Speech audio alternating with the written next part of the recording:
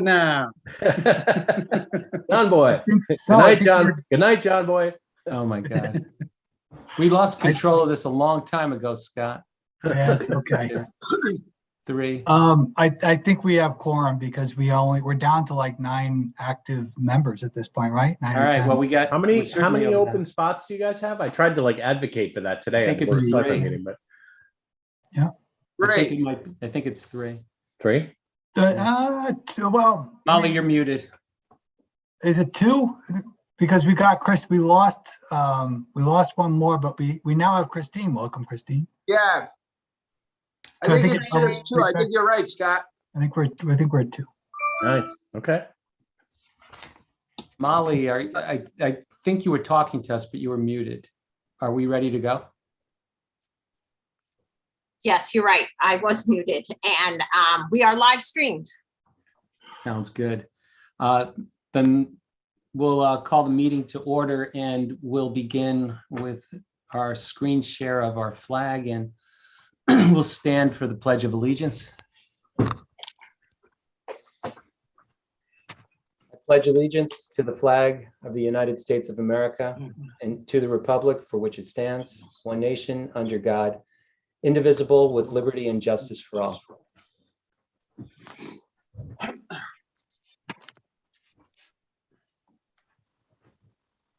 I want to welcome you all here tonight. We should probably do a quick count and figure out, what our openings really are. For those of you that don't know, Jess Bowler decided that she's got too many other commitments to deal with these days, so she's no longer going to be a board member, and she's looking for an opportunity to maybe come back in the future. But for now, that does create an opening, which is not great, but we will fill it, and it gives us an opportunity to welcome somebody new tonight, and that's Christine, and I want to say your name right, Maisano?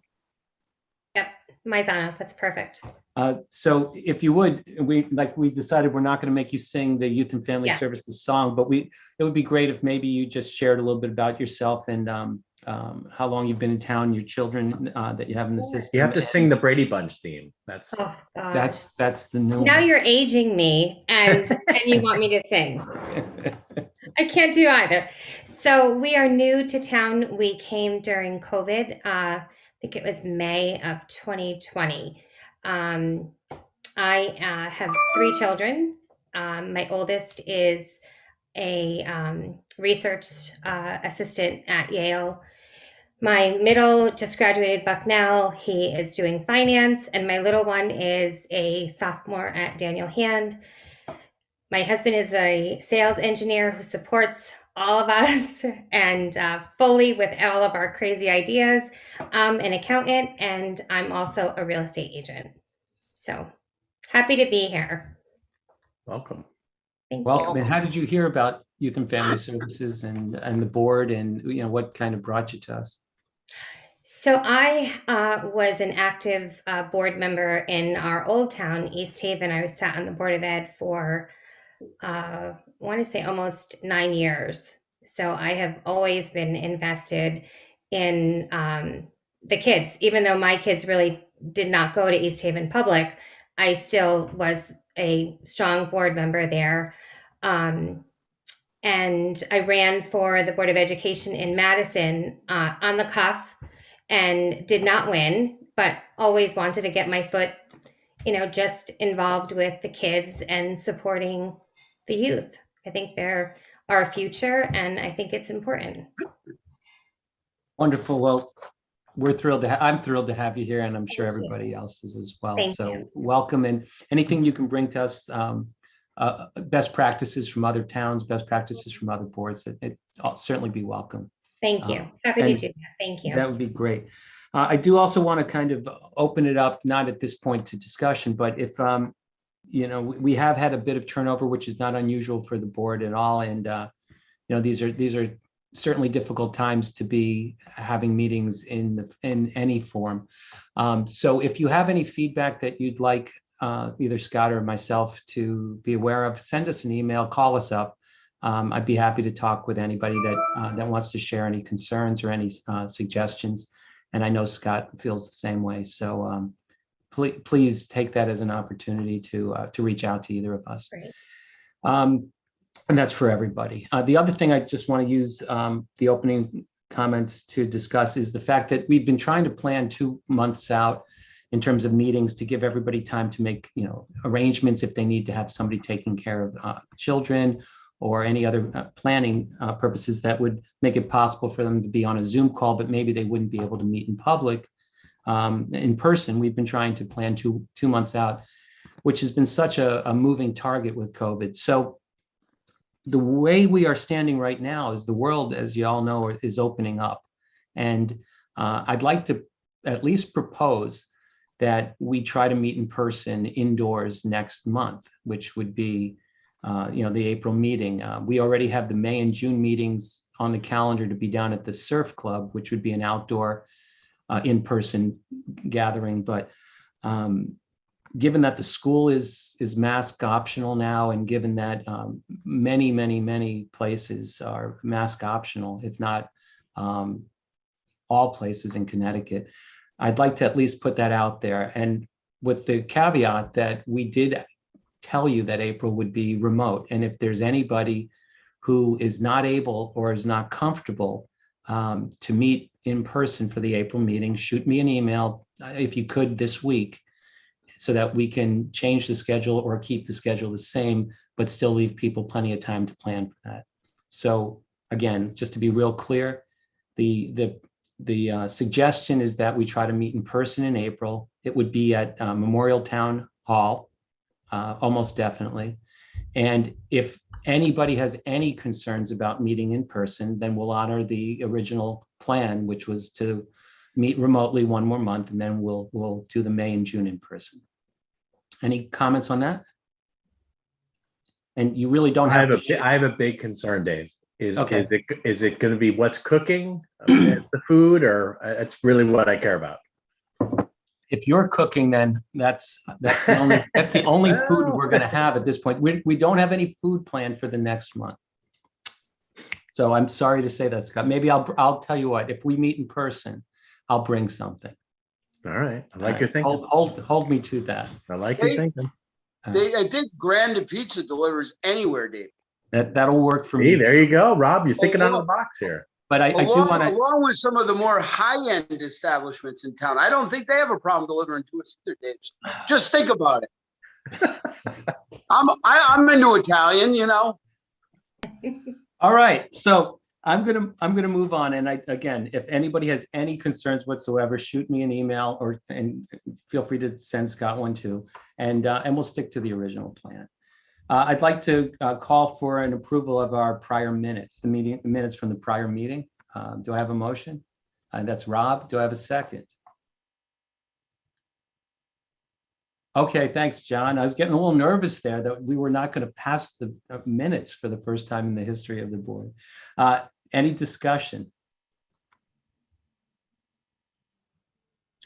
All right, all in favor? Aye. Aye. Aye. I'll actually abstain from that. Okay. Beth is. Yes, aye. And Sarah? So let's put down. Me too. There we go. Okay, so we had it was unanimous except Christine abstained, and the motion passes.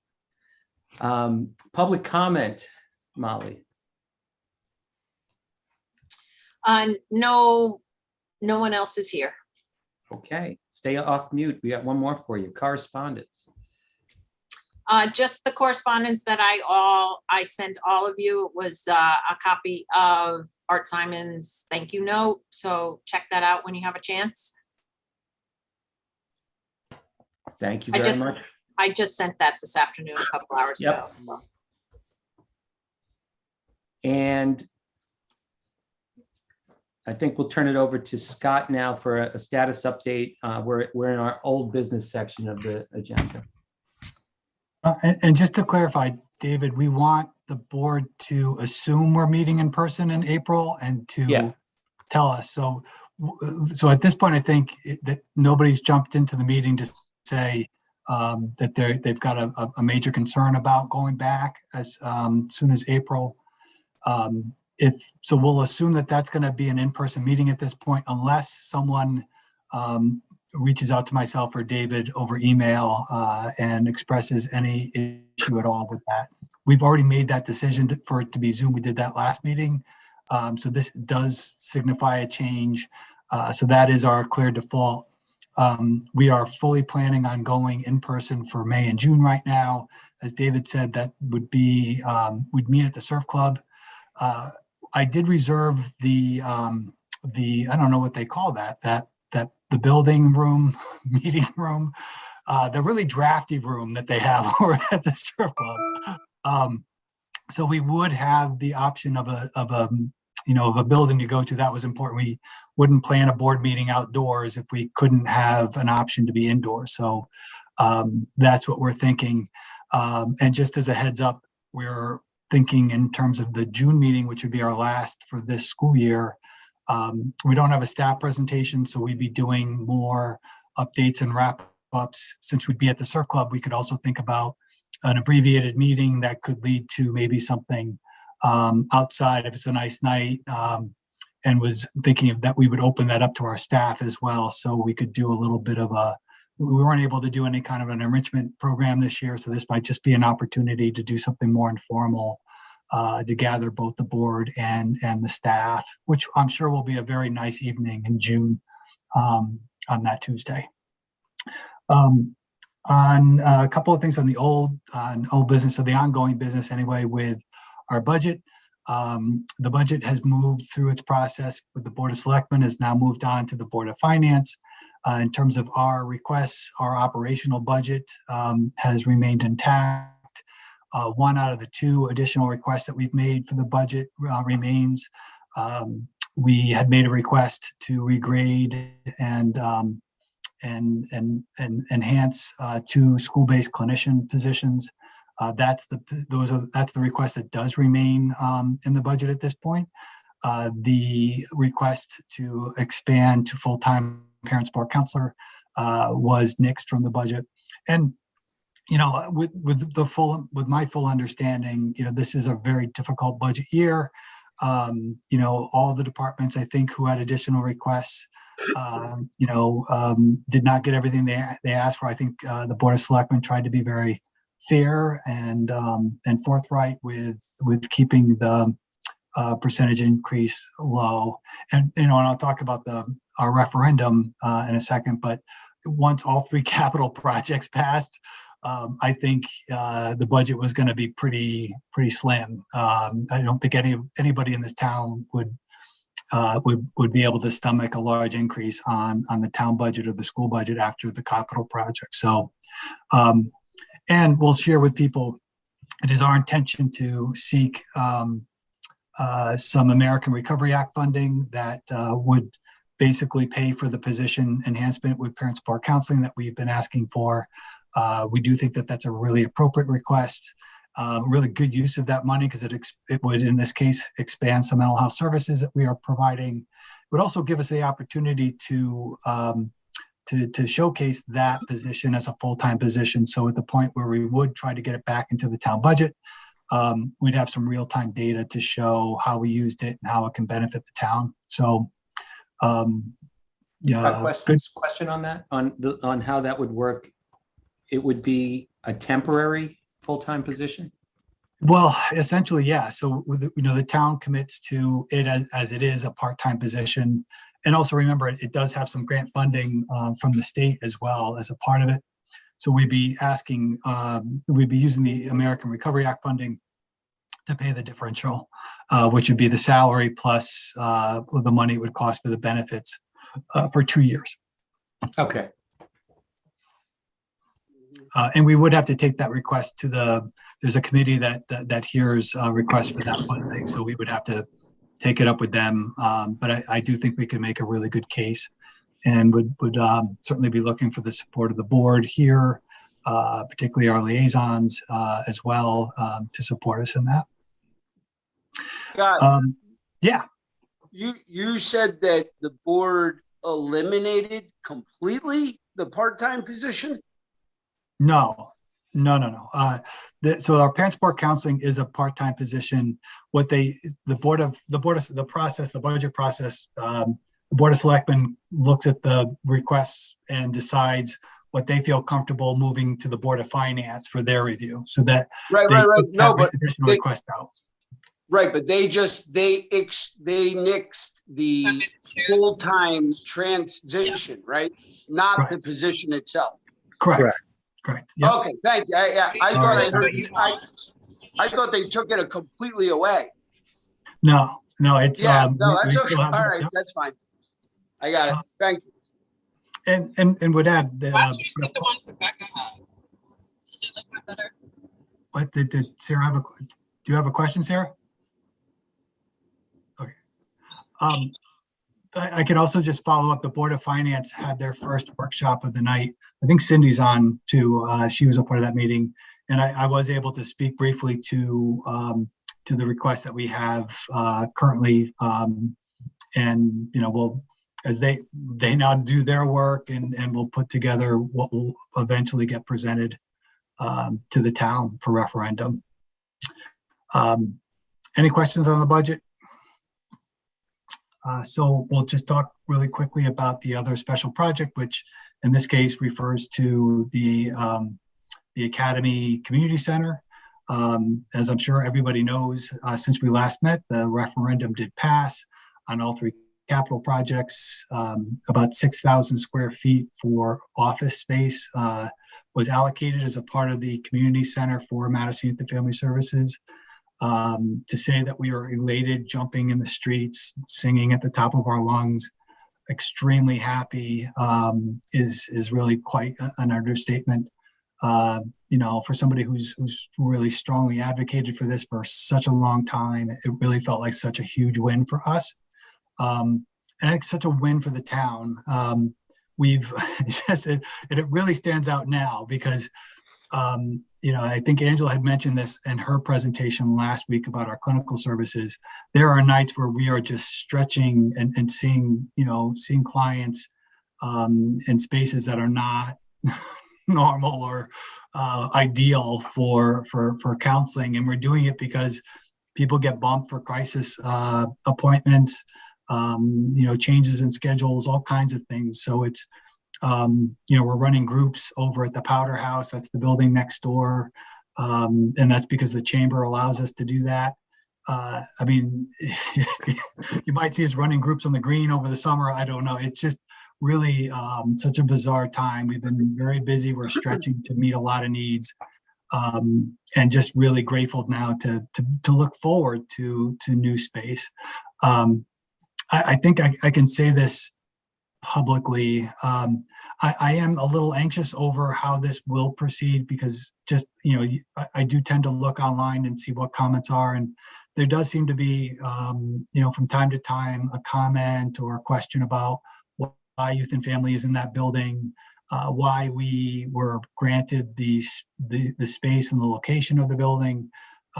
If you all remember, we have a section of the second floor, which is really nice space, as well as a portion of the lower floor, the basement below grade.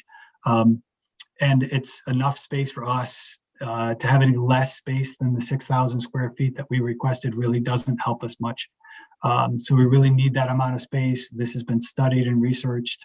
And it's a good faith estimate on what we need just to do what we're doing now. So I'm hoping, that everything, basically stands on the promises that were made to allocate that space for us. And that's our expectation. So any questions on that? The next steps on this really, it's going to be a very long and I think fairly complicated process. This was discussed this morning at the Board of Selectmen. Certainly Scott was a part of. So a couple of larger building committees, a building committee and an advisory committee is basically the concepts that are being worked with now. Very important to get public input and to have advisory committees that have people on it from the town that have either interest, experience, or expertise in certain areas that can contribute to how that building comes together. So it's a really exciting time, I think, for all of us in town to be a part of this project. It's going to be a very challenging time for all of us to be a part of this project. So, so looking forward to that. Any questions on the Academy Community Center or anything else, Kathleen? I should know the answer to this, Scott, but I lost the thread on, will we retain the current square footage that we have where you are located now, or will we move in mass? We would go, the whole department would go next door into that building. Okay. And there's And then something we'll have to understand what to do with that building going forward. It's Okay. not been determined yet. Okay, good to know. Thank you. I mean, Scott, we had been working on this how many years ago? Back to 2008, I think, is where we Yeah. started, and I think in earnest to identify it as an issue. Yeah, so it's great to see it finally happen. Yeah.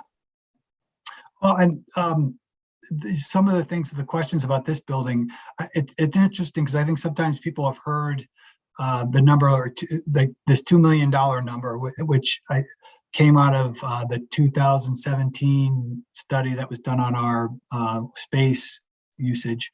And so that $2 million was really identified as what would be the cost if you built a specific 6,000 square foot building just for our department. That was the estimate. In fact, in 2017, it was like 1.6 that was in the study. And then you factor in our department growth and inflation and things like that. It was a fair estimate of around 2 million.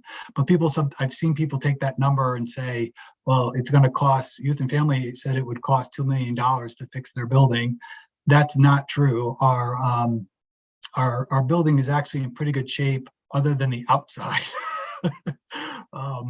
I worry sometimes that a good stiff wind is going to take off some clapboards. I mean, it's the exterior is really needing a lot of attention. The interior of the building is in good shape. Some mechanicals probably could use some updating, but this building, I think, is a very usable space. The town has done some upgrading over the years. There's now, concrete in the basement. There's been concrete pointing in the boulders of the foundation. So it's way better than it was, just maybe 5 or 6 years ago. But it would not cost you $2 million to spruce up this space. It would be a fraction of that cost. Any other questions about that? All right. With that, we'll kick it back to you, Dave. All right, we don't have Andrea with us tonight. She's not feeling well, and there are no motions. So I will fill in for her and say, if you would like to contribute $20 or any amount to the Sunshine Fund, drop off a check at the Madison Youth and Family Services office. Molly will be happy to help you with that. And we usually ask folks if they want to contribute one contribution a year, pick a month, and then just drop it off that month if you haven't done so already. And don't feel obliged to do it, but it does pay for wellness wishes when we unfortunately have some bad times, and for good times as well, like when we have a student or two to honor. At this point, why don't we turn it over to Darian and Rebecca Reeby for our student report. Okay, hey guys. So things are really interesting in school because there's been a lot of new changes. But Darren and I will, before the big elephant in the room, which is the no mask, we're going to start with something that's really exciting, which is Jane Doe No More. I think we mentioned this last meeting, but basically for those who don't know, Jane Doe No More is this thing that I'm a part of, this club called Girls United. And it's this project that we've been working on this assembly that's going to happen March 25th. So pretty soon. And it's where victims of sexual assault, one male and one female, just so we're not discriminating against anyone or making them feel targeted. Anyways, victims of sexual assault come and do this assembly and just share their story. And it's really to enlighten the student body about kind of the effects of sexual assault and destigmatize that. And so Darian and I are so excited for that. And that's going to really be such a huge impact on the student body. So that's coming up March 25th, and we can't wait to report back on how that goes. We're so pumped for that. The next thing we want to talk about is the no mask situation. So Dare, if you want to say something on that, I can totally back you up.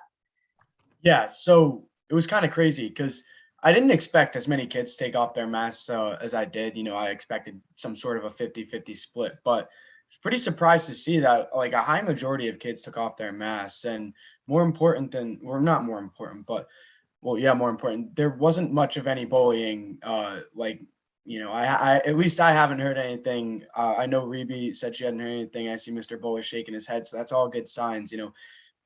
People seem to be just very respectful of that. So Rebe, if you have anything else to add on to that. Yeah, no, he said it best. Like, I think I was talking with Mr. Salutary about it the week before we took off the mask, and it seemed like it was a very quick transition, obviously. And we were super unsure. The number one thing that he was worried about is just actually student versus student, and us just being immature to each other and teasing each other over nonsense over someone having their mask on or whatever. And I was definitely worried about that too, but it's been totally chill. Like, everyone's been very respectful. We realize that it's the individual's decision as to whether or not they wear a mask. And honestly, it doesn't concern us. So I think we've been super civil about that. And so we can't speak to other high schools or the middle school or anything, but at least for Hand, it's been really positive with the no mask situation. The next thing we want to talk about, and also guys, if you have questions about that, we'd love to answer them on like the student body and the no mask. But the next thing we want to talk about is Dare's meeting with Katie and the progress on that. Yeah, so we were able to have another meeting with the winter sports captains, get them all in the room again. And this meeting was really to make sure that all the captains were comfortable with speaking to their teams. Obviously, sexual assault can be a tough subject. So we wanted to make sure that if coaches needed to be involved, we could inform them that they had a certain list of topics that, obviously they were prior educated on, that we handed them, that, they were sure that they can go over. And we really just wanted to hear, a back and forth conversation from sports teams on what worked for them, because obviously every team's different. But the second thing that we wanted to make sure we did was get some constructive criticism on our presentation. Obviously it was a couple months back, but I think the meeting went well. We were able to get some participation, not as much as we really may have wanted to, but it's a pilot. So we're going to be doing it in the spring for the spring captains, and hopefully we'll be able to pull them back in to get, some more of their criticism and what worked well for them. So with that, I'll just Darren, pass it. Can I Yes, just jump in Chris. real quick? So this, and Christine, because I know that you're new. So this is a student-led project that Darian. Sorry about that. No, it's okay. It's all right. The Darian and another Daniel Hand Senior, Katie Biner, have spearheaded, and they, along with Girls United and a group of supportive high school adults, including the football coach, Eric Becker, created a pledge, a non-sexual assault, non-harassment pledge that they introduced to all of the team captains. And this was really an effort to get a group of student leadership on board and understanding of the importance of this type of pledge. So this, as Darian was saying, like a couple of months ago, they had introduced this to the group of, was it the fall captains at that point, Darian? So for the fall, we just did just the football team, because that was, what I was able to do. But the winter sports captains is where we started with, both boys and girls. So, and they've been following up with them around making sure that they understand the pledge and giving them some talking points to talk to their own teams. And like anything, as Darian was saying, like it's a pilot, so it's something new that they're doing. They're very brave. This is very tough territory to cover. I think he said a couple of times it's a pilot. As it's a beginning, it's just a really critical step, and they've made some huge progress. So just wanted to clarify, you were hitting the highlights, Darian, but I wanted to make sure everybody was coming along with you. Yeah, thank you very much. Go on, I'll shut up now. No, thank you for the explanation, and I applaud both of you. And I think it sounds like a great program, and one that's unfortunately needed. So, Yeah. thank you. Of course. And with that, if there are no further questions, I'm going to pass it right back to Rebe. Okay, sweet. So next thing, kind of a boring subject, terrible subject actually, is the exam situation. The one good thing, I guess, is that exams are just, but the thing that makes it better is that the 30-minute period is back. We had a quick 10-minute situation, which was really kind of stressful, but the 30-minute situation is back, which is so nice. And then the therapy dogs are back too. Really not much to say on the exam thing, but we're just so happy that, because we definitely expressed our worry to Mr. Salutary, and it was something to do with the bus situation. So it was kind of inevitable. It had to be a 10-minute thing, but we're very happy that the 30 minutes are back and that the pups are back. And so that's, yeah, anything to say on that, Tara? I think that's a pretty small. Yeah, I just want to make sure we trace back. So just to fill you in, on our first trimester, it was we usually have a 2-hour exam period, 10-minute or a 30-minute break, and then 2-hour exam period and early dismissal, you're off. But during the first trimester, due to lack of bus drivers, they had to shorten that 30-minute break period, which is really a lot more helpful than you would think, into only 10 minutes. And for the last couple of years, we had been able to get, or prior to COVID, I should say, we had been able to get therapy dogs in there, which really, was a lot of fun for the student body. But now they're being able to bring all that back. So we're really excited about that. Yeah. And I think that's all to say on the exam front. Let's skip over that topic because that's stressing me out. Okay, so then the next thing is our annual, what am I saying? Our monthly meeting with Mr. Salutary. Very exciting thing. We talked about this FAQ project. I won't launch into it because it's a long thing, but basically it's, in short, it's kind of this thing where with tests and everything, Darren and I were talking and we were like, it's so stressful because you don't really know what exactly is on a test sometimes. And so we kind of wanted to launch this little mini project about just getting, it's very simple actually, just getting the teachers to post a Google Doc on their classroom, just as kind of an FAQ page for their students and everything, where students can type questions like, will this be on the test? Can I get extra help with this topic or whatever? Just so the students can learn from each other and the teachers can also learn from what the students need, because sometimes people are timid to ask questions in class. So this would just kind of be the online version of that, if that makes sense. But we talked about progress with that, and Mr. Salutary was going to bring that up in a PTO meeting. So we're still waiting on the follow-up with that. But then we also talked about the problems with immature freshmen and sophomores. Do you want to talk to that a little bit, Darren? Yeah, so first off, our next meeting with Ms. Salutary is going to be next Monday, so we'll be able to give bigger and better updates for the FAQs. But onto the problem with immature students, he briefly mentioned, I guess this may be something he wanted us to bring up in here, but freshmen and sophomore may be having trouble with the maturity gap, because obviously for the past 2 years, it's all been online. So you do miss like that transitioning maturity from 7th grade to 8th grade to freshman year of high school, which is kind of bizarre when you think about it. So he said that it's been a problem, but mostly in groups of students, but the teachers have been able to figure it out real simply by just walking over, and once they feel that presence of like, oh my gosh, Mr. Bowler's in the room, like he's staring down my neck, it takes the goofiness and the immaturity away. So he's found that really helpful. And then that was really it for our meeting with Mr. Salutary. But I'll pass it right over to Rebe because. Let me just add a couple comments to that last point. And I know I'm an intimidating presence in the classroom. Very intimidating.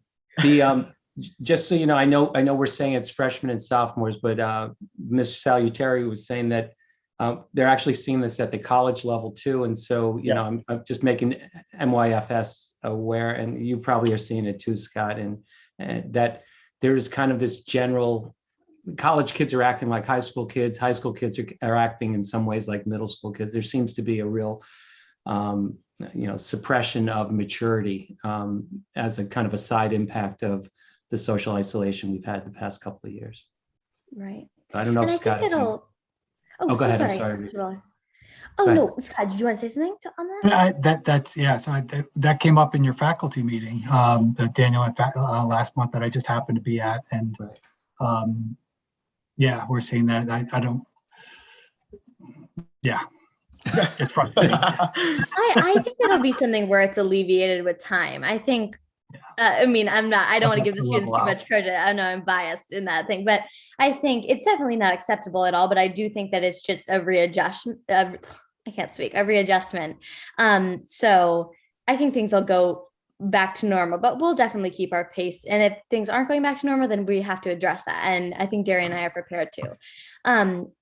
So the next thing we want to bring up is really exciting. We have a club. Sometimes clubs at Daniel Hand obviously pair with Madison Youth Family Services. So we have a club at Hand called Roots. And that's mainly a club that's revolved around student-based projects and just the betterment of mental health within Hand specifically. And so we kind of had this, again, I won't go too crazy into detail about it, but this idea to do a dodgeball tournament in order to raise money because we kind of were like, oh, it would be nice to have kind of wellness classrooms where we could just put a little bit of, just make cozier kind of classrooms, maybe a few stress balls, like some cozy chairs and everything. And of course, that's not going to solve the problem of mental health, but I do think it will alleviate some stress that the students might feel within their classes. So of course, in order to do that, we need money. So I think that was our idea, was having the dodgeball tournament as the way to raise money to create those cozier classrooms and those stress relieving tools. And so I'll definitely launch more into the details of the dodgeball tournament when it gets closer. We were looking at kind of early April or something, but that's very tentative because that's very soon too. So we're going to have to see how that plays out. But yeah, we would just get money from the players who would sign up for the tournament, like $5 from the players, and then also either an admission fee or just donations from the student body. So again, more on that when we're closer to it. I don't want to be talking about something that we haven't already executed yet, but that's definitely very exciting. Ruby, can I ask you a question about that? Oh yeah, of course. So is the dodgeball tournament and John probably is on here somewhere too, the wrestling team used to do a dodgeball tournament. Yes. Is that no more? Is that? Oh, no. Yeah, you're so right, Mr. Murphy. So the wrestling team totally did a dodgeball tournament, but that ended for some reason. I don't know why they stopped doing that. But we got the ins on that. We wanted to know their secrets because apparently it was super popular. So I have a trophy here at the Murphy house for the dodgeball. No way.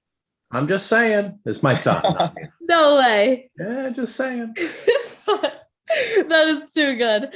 Definitely guard that with your life. That's amazing. But so we definitely talked to them about it, and they said maybe do something in the afternoon or at night. And so we're kind of getting their scoop on it and what they did for it to be successful, but very exciting. And I'm very also comforted that we have a template of something that did work. So we're not just starting from scratch. You know what I'm saying? So yeah. Super popular. It was great. Yeah. Okay, sweet. You should come to this one. The Madison Youth and Family team. Yes. Scudder's going to lead it. Yes. We also wanted to devise a teacher's, now I'm going into detail and I said I wouldn't, but we also wanted to devise like a teacher's team or whatever, because that would be so fun. But anyways, more on that later. Next thing we want to talk about is something I'm really excited about. Yeah. All the spring dates have been released, so we weren't able to have a homecoming in the fall. So we have something called Spring Fling being planned. I'm not sure if there's an exact date set for it yet, but I do know for a fact that senior prom was scheduled for June 4th. Same with and then graduation June 14th, and Night at Hand that same night, which is going to be freaking awesome. So I'm really looking forward to that. They've obviously got the junior prom scheduled as well, but it's really cool to be able to have like all the seniors probatives that, the years prior didn't have. So I'll be living it up for them. Definitely. Yes. Very excited about prom. And then Dara's graduation. Yeah. June 14th. So yep. That's something. But I don't know anything to say on that there. yeah, we're very excited for all that, but that's all we've got for you guys this month. But Yeah. Thanks for your time, guys. Thank you. And try to limit the number of senior cut days, Darian. You guys are out of control at this point. you I think- kidding what do you me? up- It's one per trimester. There's no such thing, man. I just want to go on record saying there's no such thing. Come on, don't take that away from us. Take it Seems like away. it's grown. It's You're grown not over even the really years, Where, beginning. right? where did it come from? I remember one a year. Now it's one a trimester. My goodness. Well, yeah, inflation. So Yeah. Can I just say, I love your enthusiasm, Oh, yeah. both of you, Rebe and Darian. You deliver an awesome report, and I love what you're doing. So great job, people. Thank you so Thanks. much. Indeed. rather than steal Scott's thunder on his introduction, I'm just going to turn it over to Scott. I will have a couple comments to make after you guys present, but Scott, why don't you introduce Sharon and Molly for us? I will, and thanks to our student reps for their report. And just a heads up to everybody, when they both shared with me their idea around the dodgeball tournament, Darian's first quote was, "If you can dodge a wrench, you can dodge a ball." So whatever you do, don't let them coach you. I'm just a little concerned for that. I love that movie.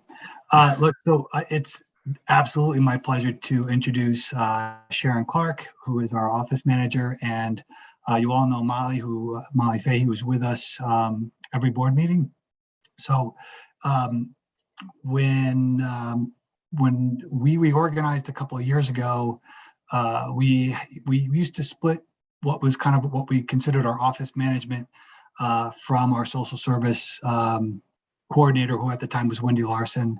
And we really intentionally created more hours, more expertise around our office management and our admin in general, because really, quite frankly, we were growing, needed that amount of attention, and we needed to bring in more of our billing functioning into the work that we do. So very intentionally, we created a full-time position that became Sharon Clark. She was part-time with us. And even as a part-timer, I love sharing this story that Sharon was always very vocal about things that she would do, felt like we needed to look at and build upon.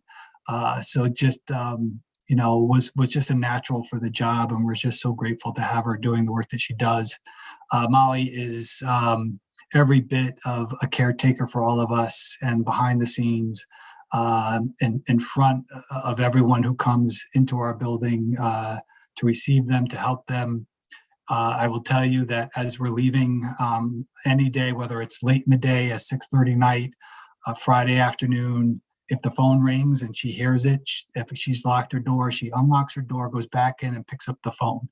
That's the kind of person Molly is.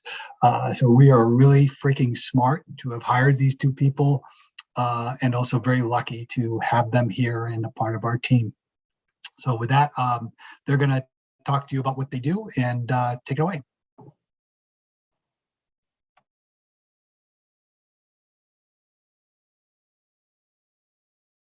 Molly, you're on mute. Yep, I got that. Thank you. Thank you, Scott. Thank you for that. And yes, Sharon and I are the support team. We are the A team, as you can see on your screen, that administrative team. We support just about everything that does happen at MYFS in some way, shape, or form. Sometimes it's assembling bags to hand out to board members, and sometimes it's and sometimes it's helping out with any of the other projects, whether it's data collection or putting together something for another program that's being done at the schools. So my role is a little bit more of the person, as Scott said, a little bit of that caretaker, the one who reminds you to do something or to send out emails, make sure everybody's informed. Sharon is absolutely, as this paragraph says, she's that design person that is always thinking how to be more efficient and more productive. So that's the basics of who we are. I think, Sharon, you're up next. Hi, everybody. I'm Sharon Clark. For those of you who don't know me, I've been in Madison for 15 years. I'm originally a Jersey girl, but I haven't lived in New Jersey for like 33 years or 34 years. So, but I have lived in West Virginia and Louisiana and many other places. So, but anyway, I'm thrilled to call Madison my home. We raised 3 boys here, and I think I was active at MYFS before they found it, through Marge Adler's Teens and Tweens program. I was here 2 weeks when someone invited me to go to a meeting, and I'm still friends with all of the women that I went to that group with. So it's kind of cool. From there, I've been with the agency 10 years because Peg Butler, who works here, said, Sharon, there's a part-time job that's opening up. I think you'd be perfect for it. We need someone who's fun and this. And so whatever. So I came, and I've been here for 10 years and 3 years in the position I hold today. The responsibilities I have that are listed, I will expand a little bit on each. So the financials are your basic recs and POs, and I keep a detailed broken down list by how we spend, by our budgets, which allows me to help Scott when it comes to budget season. The clinical billing, that is my baby, that I work with all the insurance companies. I bill out, I get the clinicians credentialed, and we get to see I get excited when the revenue grows, even though I don't see any of it, and I'm not really earning any of it, but it's exciting to watch it grow each week. The creative side of me is thrilled to be doing the social media. Canva is my best friend, and I love to put things together to put up on Facebook and on Instagram.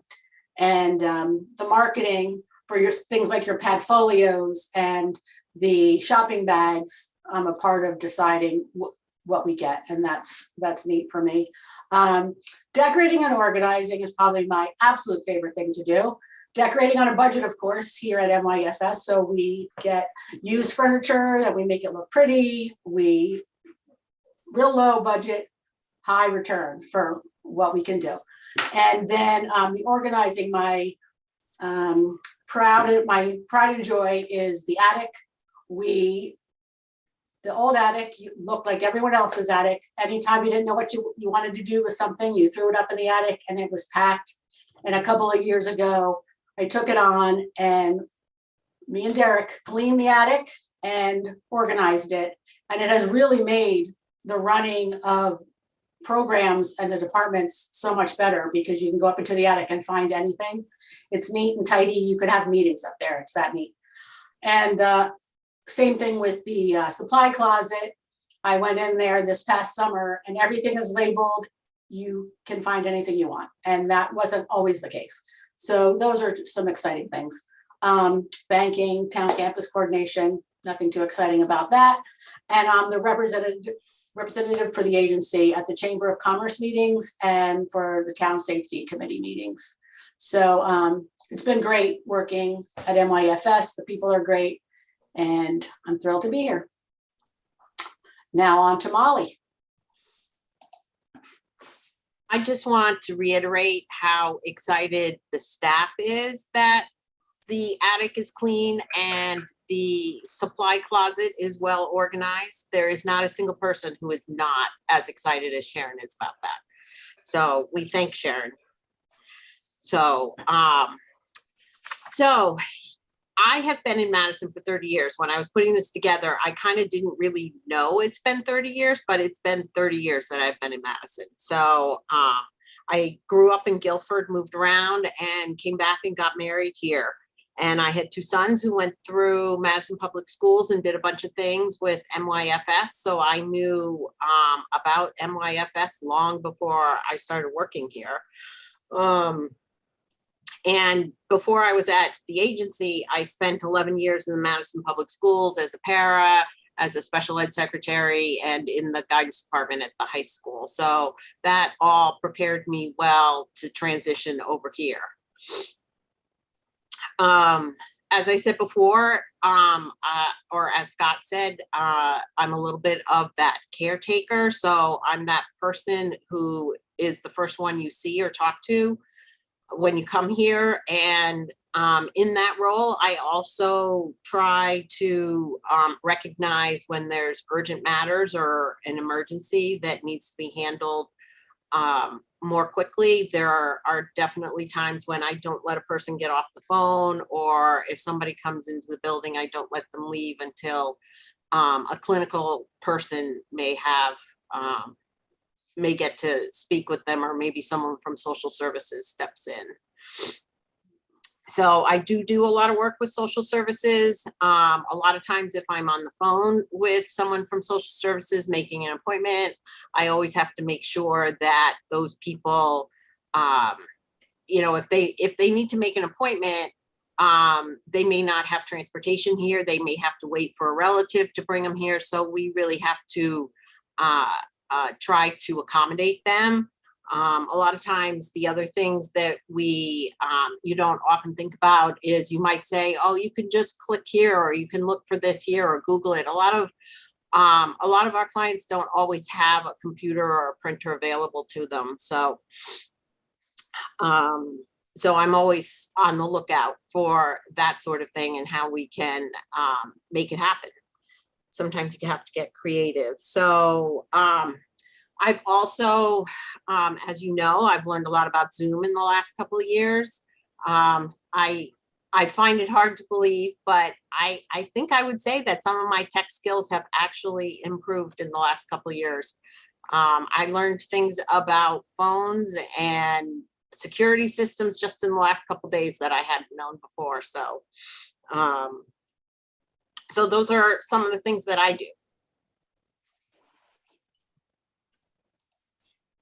So we put together a day in the life. None of these necessarily happened all in one day, but no one day is the same. Molly and I could be doing a typical thing. I could be doing billing, for instance, and then someone comes in and they need something. And so I drop the billing for the moment and go and do that. Same thing with Molly. She could be doing the director's report. And if someone needs her to laminate a bunch of QPR codes, she's doing that. QR codes for a QPR training, she's doing that. So none of our days are the same. We are the support team for everyone else around us. We are the reminders on what needs to be done at a certain time. We drop everything to get it done, and we work very hard at that and are happy to do so. So one of the things that I just did recently that's on here is the 8 days and 12 phone calls later that I fixed the credit card machine. We had several clients who couldn't use their HSA cards, and it was becoming a problem. So I called the one guy and I talked to him for a while, and he said, okay, I put in the request. It's going to take 48 hours, but please don't take that please after 48 hours call, because it probably won't be done. And sure enough, he was right. And so again, several people later, 12 really people later, we got it fixed by talking to someone from the credit card machine and talking to someone from the credit card company at the same time with me. And I made them work together because they kept sending me back and forth to each other. So once I got one, I took the other, and we had a three-way phone call until it was fixed. And now it works beautifully. So it was worth the 8 days and 12 phone calls. But things like that, we put a lot of time and energy into making everything work smoothly. And one of the newer things that's become a pretty daily thing for both Molly and I is space, as Scott said earlier today, it's 3 or 4 o'clock on any given afternoon, and someone doesn't have a room to meet a client in. And we jump through hoops to find one, whether I have to give up my closet with a window, which truly my office is the size of a closet with a window, to have someone have an office, or whether we find, okay, someone from PYD, they're running a little late, take their office. People are in the kitchen, people are in the basement. Molly and I have been daily looking for spaces for people. So that's what we do. Molly, anything to add to that? No, I think you pretty much covered the day in the life. We did mention on this slide that I do have a special person who calls me every day, starts my day pretty much, and sometimes has a question, sometimes has a problem, sometimes just kind of has a little follow-up for me, but it's pretty much a daily call that I get. So that's what we do. You, Molly and Sharon, forgot to say your two fun facts about Kevin and is it Patrick, both student reps. Oh, yeah, Right. you're right. Very, very important. Yes, And that had nothing to do with us working here. right, no, That's the other thing. They got that all on their own. no, it was pre. It was pre, and there Yeah, you're was, right. yeah, pre. And or Kathleen pre- was implying that that's how you got the jobs, not how. Yeah, they were that's not repping- how Oh, okay. You're right, Jason. You're right. You're right. Full bonus. You know, Yes, so they were Very good. student reps first, actually, right? In both cases. Yeah. in both cases, in both That's so cases. funny. Pat Murphy, Abby was a student rep, and yeah, Your so- daughter, Kathleen's daughter? She wasn't from Madison Youth and Family. Oh, did she other was, things, she but was, not a student- okay. Yeah, but not a student rep for this, but yeah, very cool to see all the connections and how wonderful that is. That's very neat. You ladies are awesome. Happy International Women's Celebration Day month. Is that what today is? Or a I month? think so. I Yeah, think it's International Women's Day. It is. Yes, day. Mhm. So the last slide in my presentation is, does anyone have any questions for us?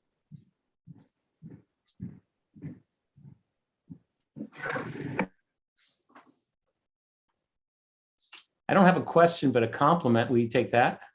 Sure. We sometimes throw around the phrase unsung heroes, but you two really are. You get none of the glory, but everybody that knows you and knows the organization knows that it wouldn't function without the two of you. Scott always speaks highly of both of you whenever he's able to. And I just want to go on record as thanking you both for all that you do and for being with us tonight as well. Thank you. Thanks. Thanks, David. Great Anybody else? job to you both. All right, with that, we'll get back into the agenda. Dave, you want to take it from? I do. I just want to give Sharon the same offer we give to everybody, that after their presentation time is up, you are welcome to stay, but you're also welcome to go attend to the rest of your life. Molly doesn't have that option, because this is the rest of her life. But I'm happy to stay. thank you. Nice of you to say. Thank God. Somebody's got to run And this I will meeting. also stay. I will stay for Wow. the rest of the meeting. All right, well, awesome. I neglected to thank our students for such an engaging report. So I should have done that at the end of your report. Thank you both for continuing to provide us with the student's voice and being the eyes and ears. So thank you. At this point, I'm going to turn it back over to Scott for the director's report. And it's a nice segue coming off of Sharon and Molly to say to the board that we hope all of you got your care packages on your stoops. And we'll grab, so everyone hopefully got their portfolios. Did everybody find their gift cards? Because we also included a gift card in there, I think for the Madison Coffee Shop was what we went with finally. Awesome. So just since that's a little. It's in your kind of- portfolio. It's in the pocket in your portfolio. Thank you. We wanted to do that, I think. For to say thanks to the board, all of you who've been just hanging in there with us through what has been a really crazy couple of years and Zoom meetings and events and lots of stressors. So is our way of saying thanks and appreciating all of you.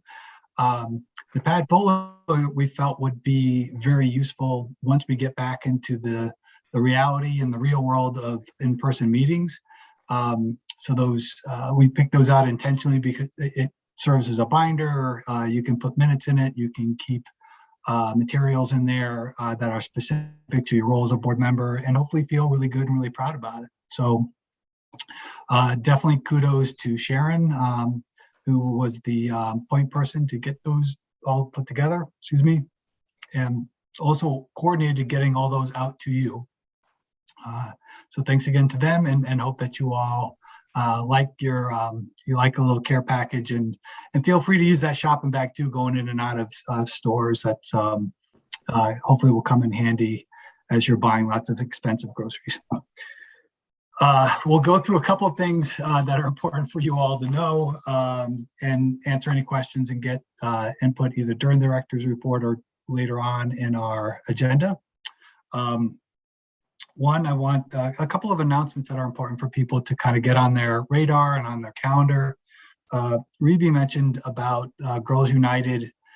They've been very active this year. They're involved with us in terms of the input towards the survey questions, helping us identify and starting really to be purposeful and targeting programming and ways to, whether it was like prevention or things to kind of address, intervene on sexual assault and sexual harassment, gender issues, gender violence. And Girls United will be sponsoring a candlelight vigil on the Madison Green on April 3rd. That's a Sunday at 6:30 p.m. You might have seen this posted on our I can't, my brain is turning into mush at this point. I apologize.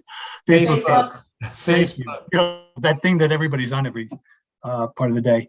And you can buy a luminary. So they are raising money that they're collecting that will go to buy care packages for victims of violence that are in shelters or in care in certain places. So an incredibly important event to raise awareness around violence, sexual violence, as well as a fundraiser for those care packages. So hope everyone will buy a luminary, contribute, and certainly would hope to see everybody out there that night. Go ahead, Beth. You have a question? Is there an event that there is a tag sale that they're also sponsoring coming up, where they're going to be selling parking spots at the Daniel Hand for $25, and you can place whatever tag sale items you like in that spot. I don't know the exact date. I can get it to you though. That I was asking about the April 3rd event. Is it a thing we go to and that there are speakers? Okay, I couldn't figure that out. All right, thank you. Yep, there'll be actually I think we have the speakers from Jane Doe No More, correct, Rebe? That will be speaking that night. So I don't think it's a particularly long event, but one that I think will be very poignant. And Sarah, thank you for the additional information on the other fundraising effort. Also to put on your radar, not that we have a specific night for this yet, but annually Madison Youth and Family Services sponsors an awards night. So these are really awards that our staff and our program staff, as well as our youth, get involved in this too. We highlight in different areas, whether it's youth and also community members that have stood out during the year. So it's one of our more favorite nights. We get to highlight and acknowledge the people that we've known who've really stepped up or stood out somewhere during the year. So we will announce a date for that. I'm not sure if that's going to be an online thing or we'll be able to get people together for that, because that would be a larger event. We'll hold out hope that we can maybe do that in person, because that's something that's a little more fun that way. Last year we did it as a part of our board enrichment. Actually, I think we did the awards night as a part of that event, to combine those on Zoom. So stay tuned for that. That'll be coming up. In terms of our survey follow-up, one of the things that we heard from the superintendent, as well as TJ Salutary, was an idea or an interest in meeting to come up with some next steps coming off of our survey data. And they have asked us to do a presentation for the Board of Ed specifically, not to go over the data again, but to talk more about the areas in which we are presently working on, as well as what we feel we're going to need going forward. That will be on April 5th. That's a Tuesday. I'm going to say that's a Tuesday night Board of Ed meeting. So that's open to the public. I'm guessing that'll still be on Zoom and also in person. They've been doing those in person, I think, pretty much right along. So, or at least more recently. At Polson, correct? Am I right about where the Board of Ed, Scott? Is that where Board of Ed meets at Polson? Okay. They've had some participation in person though, haven't they? Yeah, well, I've seen them have in-person meetings. I imagine it's kind of come and gone. I don't go. I do not attend regularly, so I imagine during the heights of the pandemic, they've been mostly Zoom. It's been hybrid. They do hybrid. Hybrid. Okay. And let us know if you would like people to be part of that discussion. Sure. Yeah, I think letting everyone know that that's a step that we are taking. That's the important part, and hope if you have interest or input for us to take into that meeting, we'd certainly be open to that. A few things that have been going on programmatically. We are scheduled actually to do a QPR training in the community at the North Madison Congregational Church. That's going to be on March 20th at 11:30 a.m. They've been asking for this for quite a while. It seems like every time we got it onto the schedule, COVID would come along and knock it back out again. So that's coming up. We'll be having this, I think, a little bit more regularly on Facebook. If anybody is interested, so they will open it. They'll do their church service and then open this up more to the public. Obviously, the people that are attending church that day are intending to stay for the training, and our youth development coordinator, Justice Ziegler, who's also the youth minister at First Congregational Church, has been talking it up in that congregation and has been welcoming people to come out to North Madison to be a part of that. And we'll just share, when I moved to Madison with my family when I was 10 years old, we lived in North Madison, and that was the church where I essentially grew up. So it's kind of a special thing for me to go back there and do that presentation in that particular building. And so obviously it's such an important topic, and QPR, I think, is a really great training and really gets to the heart of what you need to be thinking about in terms of preventing suicide. So we are looking forward to that. Any questions on? All right. Christine, are you aware of what the QPR initiative is? If you'd like to explain it, that would be great. I was actually going to ask, so thank you. Sure. Scott, why don't you go ahead? Yeah, QPR stands for Question, Persuade, Refer. It's a model of suicide prevention. It creates kind of a thinking process that's similar to CPR. So that there are steps that you would define to go through in terms of if you are aware of somebody who may be suicidal or showing signs of suicide, of what questions to ask and how to ask them, how to persuade them to get help, and where to refer them, and where to access supports and resources. And it's applicable for youth as well as adults. In the training that we do, we've done a number of times. We do a specific training for high school students this year. So we've set out to train every single high schooler this year in QPR. And we have one that's more designed around adults that we do in the community. And that's the one we'll be providing in North Madison later in March. I just want to say it continues to be very busy around here. We do have what's happened over the last couple of months, a handful of families that we know of that have connected with us that are in need of emergency housing. Again, and you may have seen us post something on Facebook that we were reaching out into the community asking if there was anybody, landlords or people who maybe knew of a rent.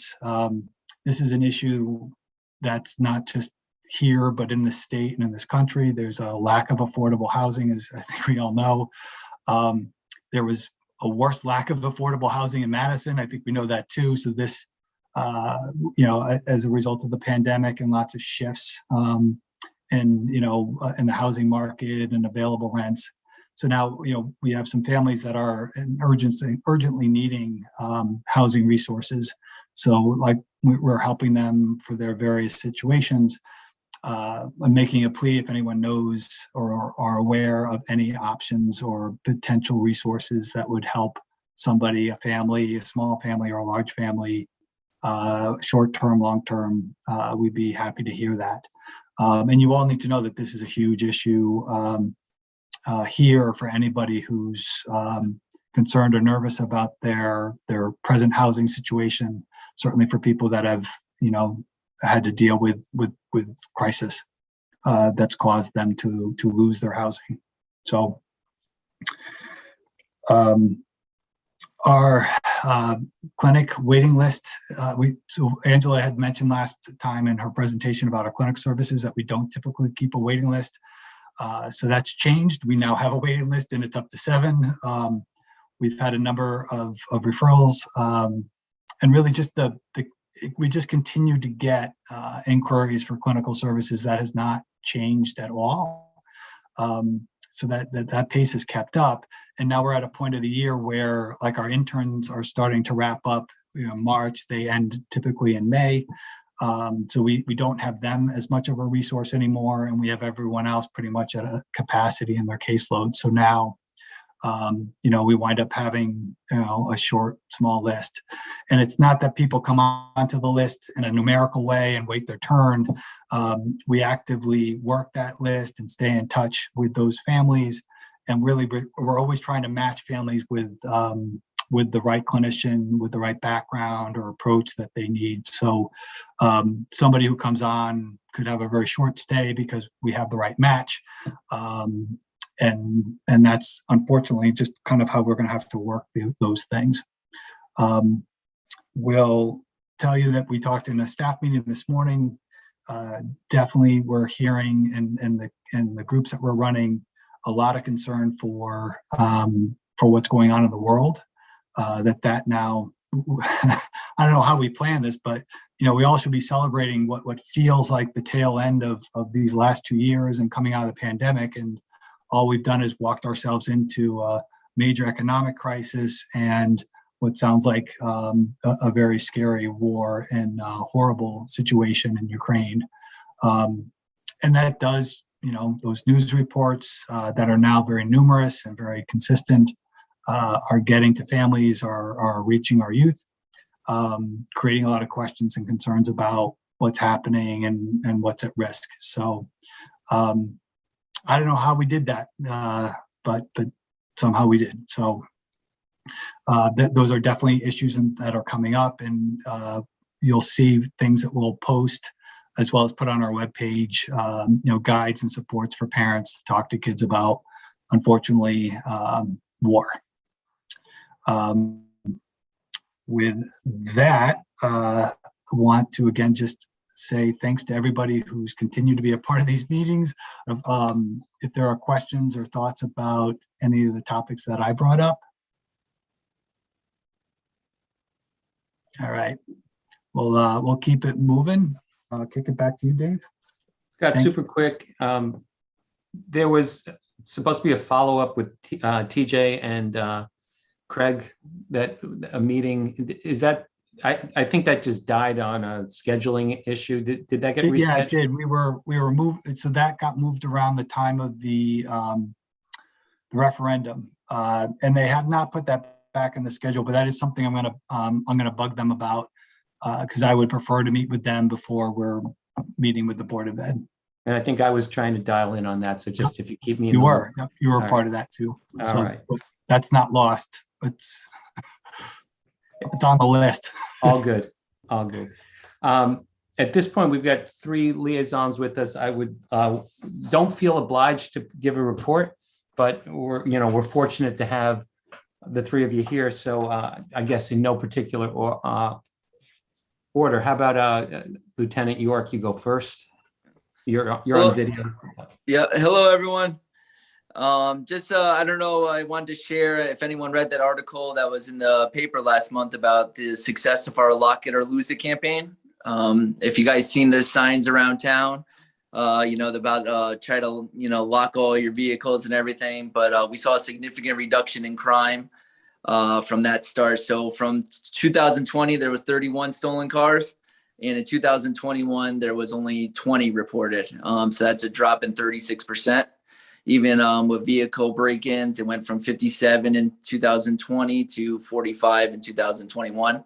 So we're seeing people are, really, target hardening, we like to call it, where, they're locking their things, making, not susceptible to crime. So just wanted to share that. It was an article in the Source, if you guys could read it, but it was a good showing how we met with some stakeholders in the community that, had concerns about this. We formulated a plan and it seems to be really working. So it's a good article in the Source if you guys get a chance. It was out last month.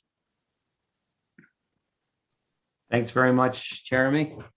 And Getting any sleep, Jeremy?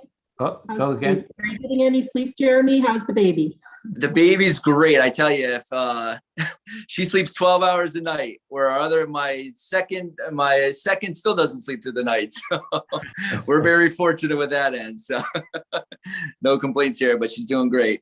Thank you. That's why I'm Mr. smiling. Murphy, Board of Selectmen. Hey, so we've had a busy Board of Selectmen schedule over the last couple of weeks. We had a meeting on the 28th and a meeting on the 8th, which is today. And I think the most important thing, as Scott mentioned earlier, is our budget passed. So it has been sent to the Board of Finance. So that is exciting. I know it did not contain everything that everyone hoped for, but given the economic climate, given our large, referendums that passed that we, certainly I am very happy about. I think that sort of changed some of the direction and decisions that we had to make. So hopefully folks understand that, and it sounds like you did. We had some interesting conversation today. I know Scott was on the call about we have the May 17th budget referendum coming up very, very soon. We also talked about that beach bill that I think was blowing up on social media of late, that, given grants to public roads and public transportation, there was a conversation potentially about opening up our town beaches. And I know Peggy wrote a very lengthy response. Al delivered it. He was in the New Haven Register, actually, because he was interviewed. Fighting for the town of Madison to keep our beaches as is and protected for the taxpayers. So this is certainly not an attempt to be an exclusive town, but also to, maintain some of the services that, those that move to this town certainly have requested. So a lot to discuss in that bill. This suspicion is the particular bill that has been put forward actually may die in committee and not actually get to the floor of the House. So it may all be for nothing. Trees will be put up. That's very important, though, at Salt Meadow. So we are going to be putting up trees. We have a committee that's doing that. That's exciting. We have a marijuana public hearing coming up next Tuesday. I know that is near and dear to everybody's heart. We will hopefully get very good attendance for that. It is Zoom only, so that's very important tidbit. And then we did have a case that we went into executive session and heard from our attorneys about a settlement, and we did settle a case for the police, and then also went into executive session today for a particular employee issue. So we've been busy. It was a lengthy meeting today, a lengthy meeting over the last couple of weeks with respect to the budget, but a lot of wonderful things going on in our town. I'm feeling super excited about the progress that we're making. I'm super excited about Madison Youth and Family Services moving into a future home in the Academy Community Center. I couldn't be more thrilled. So a lot of things to be happy for. So that's it. End of report. Thanks very much, Scott. For sure. Cindy, did you want to give an update? And again, no requirement, but if you would like to, the floor is yours. Board of Finance.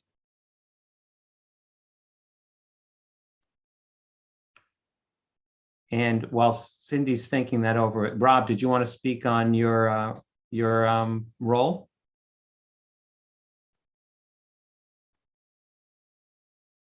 I just looked to see if maybe I was muted, but I don't think I am. All right, so I'm going to move on to the next piece, which is chairperson's comments. I have none. So at this point, I'd like to open it up to any discussion any board member has, either a liaison or otherwise. Any comments for the good of the order?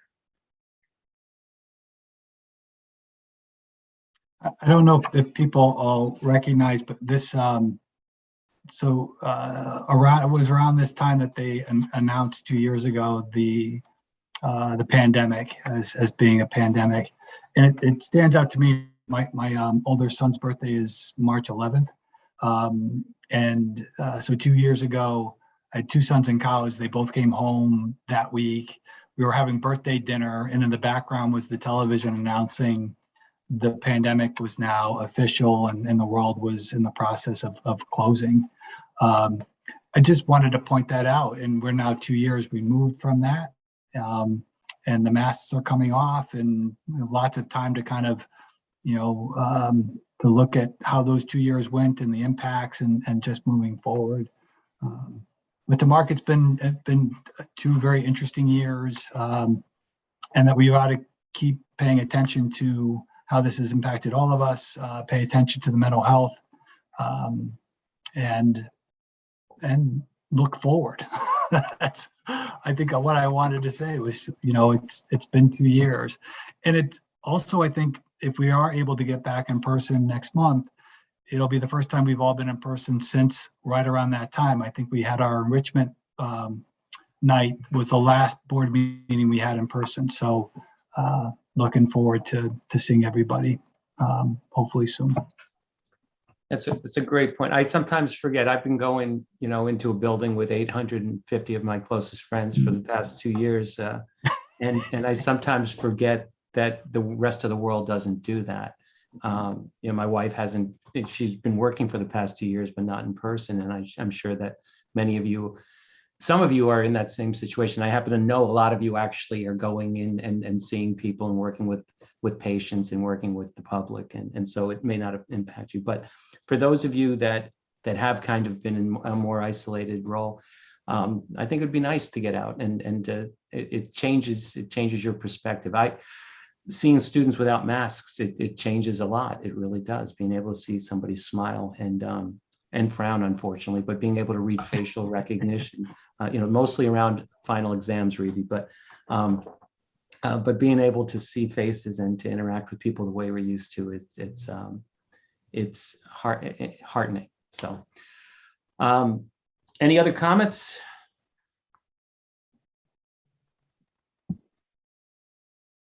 All right. Well, having made it through the agenda and attended to all the business of the board, we'll call the meeting adjourned. We'll see everybody either in person or on Zoom in about a month. Have a great week. Thank you, Hi, David. everybody. Thank you. Thank you, everyone.